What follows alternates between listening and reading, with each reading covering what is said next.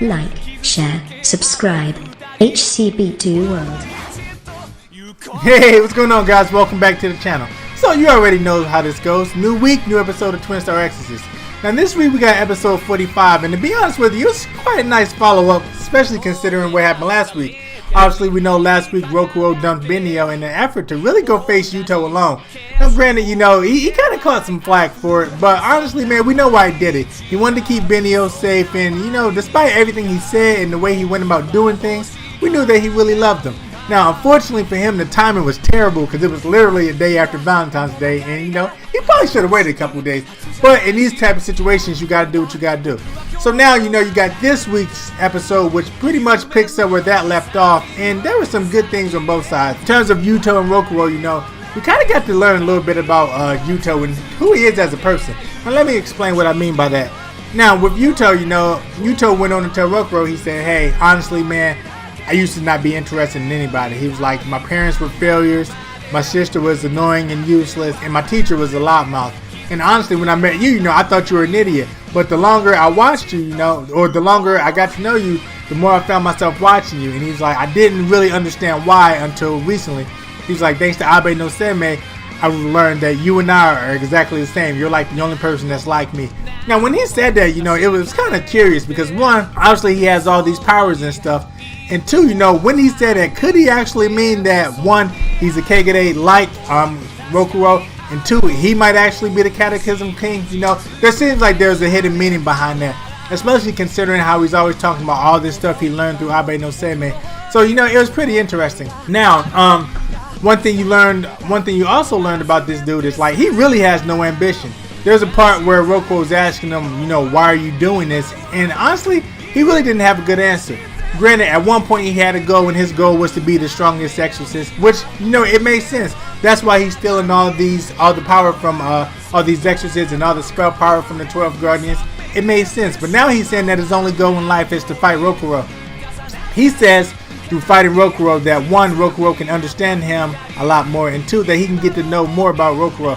One thing that really stood out too was he seems to be pretty obsessed with Rokuro, and not just like from a former friend standpoint, but from a like maybe even attracted to Rokuro. The way he talks, you know, it's kind of weird. He's like, hey, you know, I'm so glad you came to see me. I'm so glad that you chose me over Benio. He says some stuff that's really questionable, so I think that's something we might want to watch out for too. Now, from Rokuro's standpoint, we kind of see that he grew a little bit.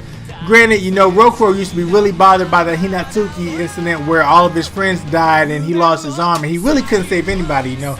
Obviously, we know that incident was something that really spurred him on and something that kind of lit a fire under him, so to speak. Now, granted, Yuto tries to do that again this time. He tries to use an ability on Rokuro that makes him kind of revisit that incident a little bit. He's got the kids hanging on him. He's got the kids saying, hey, save us, save us. But this time around, you know, you learn that Rokuro's not affected by that. And that goes to speak about how much he's matured, you know. Even Yuto said, yeah, you've matured. Rokuro's not bothered by that stuff anymore. That's not something that's going to slow him down. And that's not something that's really going to affect him emotionally. Now, kicking things over to the Benio side of things, you know, in terms of this episode and last episode, it was pretty much a sad time to be Benio. I mean, last episode, Rokuro dumped her. In this episode, she's still having dreams about that situation. She's having a dream that her and Rokuro are fighting Yuto, and Rokuro basically says, hey, let's get him. And then she goes to do resonance, and he's not there. She looks, she's shocked that he's not there, and when she turns again, Rokuro's in front of her, and he's attacking her, basically saying, hey, you're holding me back. When you get so used to somebody and you fall in love with somebody, you want that person around all the time.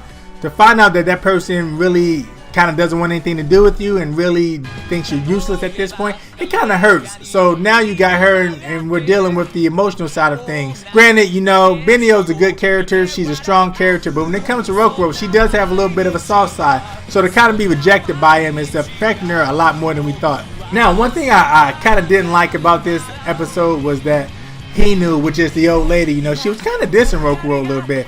She told Benio, hey, you know, forget about him.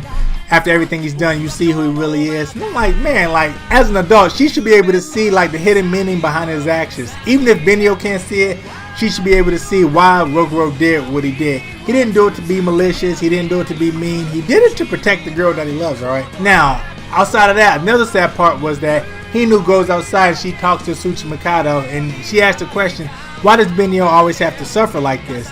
Now, it was really sad, man. She started saying, first Benio loses her parents, then she's betrayed by her brother, then she loses her legs, and her legs are actually replaced with Kegare legs. And then, you know, the cherry on top was her fate as a twin-star exorcist. She said the one glimmer of hope, the one little piece of happiness that she had was Rokuro, basically. But now Rokuro turns out to be the Cataclysm King, and it's going to be Benio suffering all over again. Now, what I loved about this part was Tsuchimikado's response. He says that the reason she has to suffer is because it's her, you know. He says that she's strong, you know, she's got all the yang energy. She's strong, and people who are strong are never given too much. People who are strong are never given more than they can handle. So granted, she's suffering all of this fate, but if you look at it, Benio is actually a pretty strong character. Even though all these bad things happen, she's been able to get through them. She's been able to survive them. She's been able to push on, you know. And this is just one of those situations where, granted, it sucks, but she's so strong that at some point she's going to be able to push on. And he even goes on to say, you know, it's all happening, but at some point we will need her again, you know. Things didn't work out. The whole plan was to get her and Rokuro together to create the Miko, but it didn't go down like that. So now all they can do at this point is rely on Rokuro to take care of stuff, because with the 12 Guardians gone, Tsuchimikado not really having any energy, hell, even Seigen not having any energy, you know, Rokuro is basically the only one who can be on somewhat on the same par as Yuto, so they just kind of got to rely on him. Now, in terms of talking about sad stuff, another sad thing that was said was when Seigen said, you know, how it sucks that they have to send kids to fight these battles. And it does suck, you know. I mean, granted, we love these characters, but at the same time, they are kids. They're having to take on these things that even adults themselves couldn't handle, you know. So, in that aspect, it does suck, but, you know, it is what it is. Now, in terms of being left behind, you know, Benio isn't the only one suffering. When Rokuro is fighting Yuto, you know, for the most part, they seem to be on par, and they seem to be attacking each other with spells that are strong, but not enough to wipe the person out. Where at one point, you know, Rokuro's attacking, and he goes and puts his hand out to do resonance, and he realizes that Benio isn't there.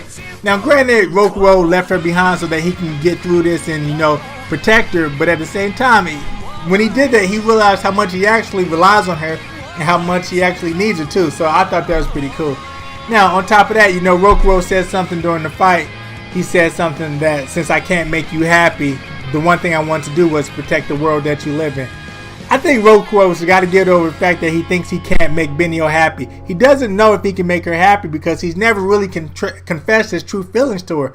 And I think if he would just go ahead and do that, you know, he would see that she was willing to accept him regardless of what he is or who he is. But, you know, he's got to get it out of his head that he's not good enough for her just because he's a Kegare or just because he's a Cataclysm King. Now, other than that, I thought it was a great episode. I thought there was a bunch more that can be taken from it, but I really didn't want to make the video too long, you know. I really just wanted to touch on the things that stood out to me the most and kind of get you guys' opinion on it too. Because obviously, I'm not the only one that loves this show. You guys come through, you watch the review. So kind of tell me what you think, you know. I know a lot of times I say things, but sometimes I don't see everything. I know you guys are sharp, so I know that you're going to notice little nuances or little things I didn't pick up on. So you know, go ahead and leave it in the comments so we can talk about this. Now, other than that, guys, I'm definitely going to go ahead and wrap this review up. I appreciate you guys stopping through. Hopefully you enjoyed the review yourself. Go ahead and leave me a like because, you know, it makes me feel good when you guys leave likes, and I know that I'm at least saying stuff that interests you guys or at least stuff that you can relate to. If you're new to the channel, definitely make sure you subscribe. The channel's getting better. I'm going to start reviewing a lot more, so make sure you're a part of it, alright? Other than that, guys, that's going to do it. I'm your boy, Heroes Come Back 2.